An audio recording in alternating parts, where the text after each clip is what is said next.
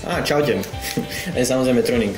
Nejdeme hrať žiadny, alebo teda točiť žiadny let's play ani nič podobné, to by sme u toho, asi by som vás nikdy nenaučil, to by bolo úplne zbytočné.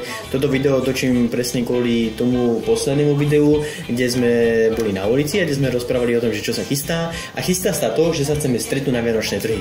Áno, nestihli sme to v tom listopadu, jak som to vymýšľal v plkoch, ale stíhame to v prosinci a práve nepôjdeme si nikam sadnúť, ale budeme pekne vonku na vzduchu, čerstvo, super, pohodička. Dáme si nejakú medovinu, samozrejme horúcu, dáme si do takýchto cool pohárikov a všetko bude vlastne podľa požiadavok ideálnosti. Našiel som auto, super. Hrám inak Halo 4 alebo také niečo.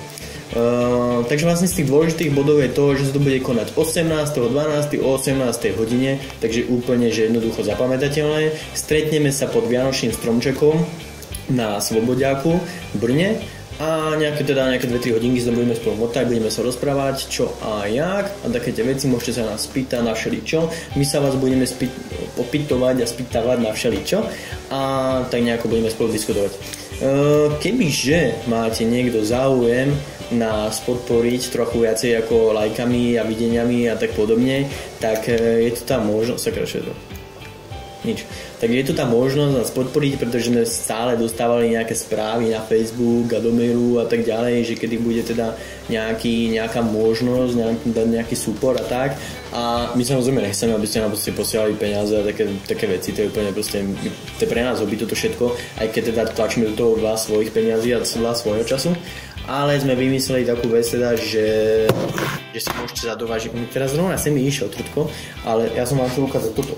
Takéto pekné tričko.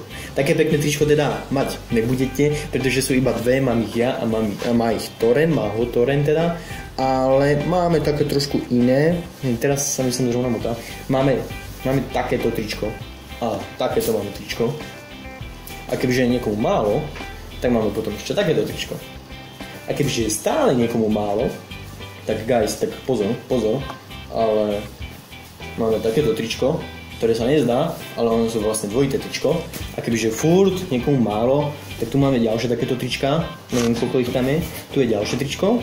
A kebyže sa furt nezdá, tak ešte tu je nejaké fólie, nejaké trička sú.